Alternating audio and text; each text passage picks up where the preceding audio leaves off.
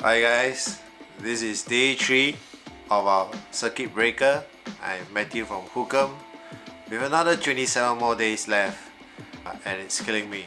Nah, just kidding.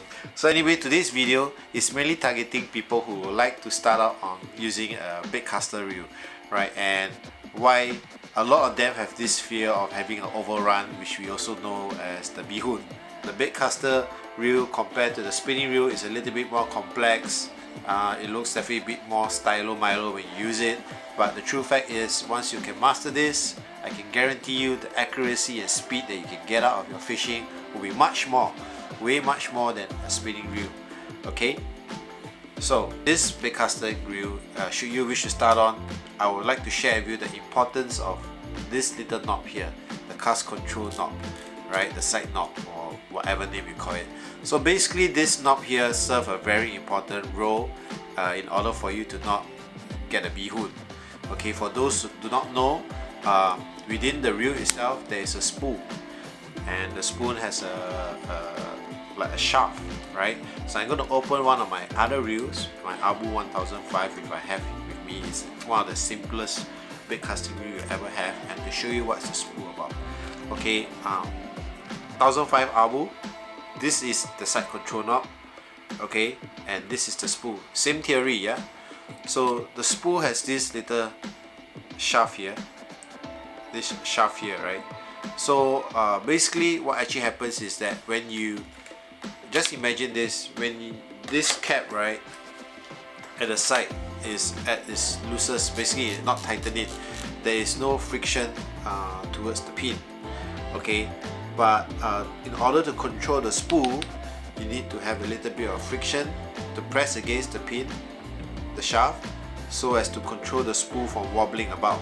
So that's today's topic, is really on how to adjust this so that you get the right amount of tension to avoid getting bihun, and especially when you're just starting into baitcasting. So, okay guys, so basically there are 3 scenarios to the baitcaster system, right? And hopefully these 3 scenarios will actually make you understand how to tune the side control, the cast control, such that you get the optimum setting for your reel, so that you don't have an overrun.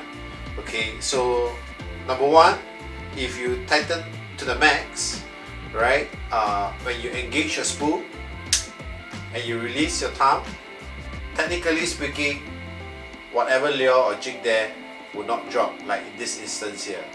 Okay, so that means that it's when you cast, it's going to be very hard for you to get the distance that you want, though almost guaranteed you won't get a bird nest at all, right? The other way around, if you release your cast control to the point where it doesn't have the friction against the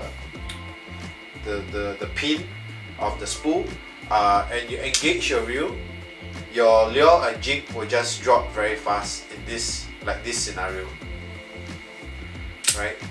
So means that it's pretty much free spool, right? Just open it up and you'll go. If you don't thump it in the right time, your spool will just keep spinning, resulting in a bird nest. What you want to try to achieve, and the easiest way, especially for a beginner who wants to start with baitcaster, is this: set it to the max, as in the max tension you could get, such that when you open spool, the lure or the jig doesn't drop, and then with your thumb just stand by in case lah, alright. Then slowly just open the notch down, release a bit of tension to the cast control until the point where it actually slowly goes down, like something like that. You see it's going down, something like this. This might be a bit too slow, right? But from there on, you roughly know it's about there. Just notch it down a little bit more, or that might be a bit fast, and just about this speed will be just about nice.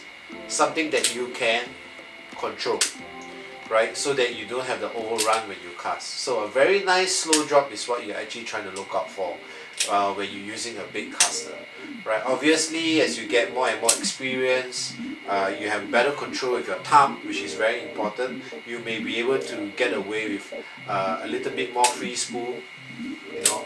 And then of course you have with the new age kind of fishing reels or baitcasters, the magnetic brakes at the side to help you, you know, either to increase the brakes a little bit or to decrease the brakes a little bit. So basically just these three scenarios.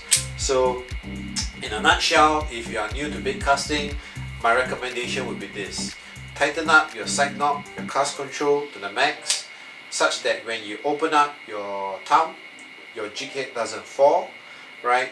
Then you slowly tune it down. You release the tension within the side cast control, and to the point where your lure starts to slowly come down, just like that. You know, that will be the best setting for a starter to start on baitcasting.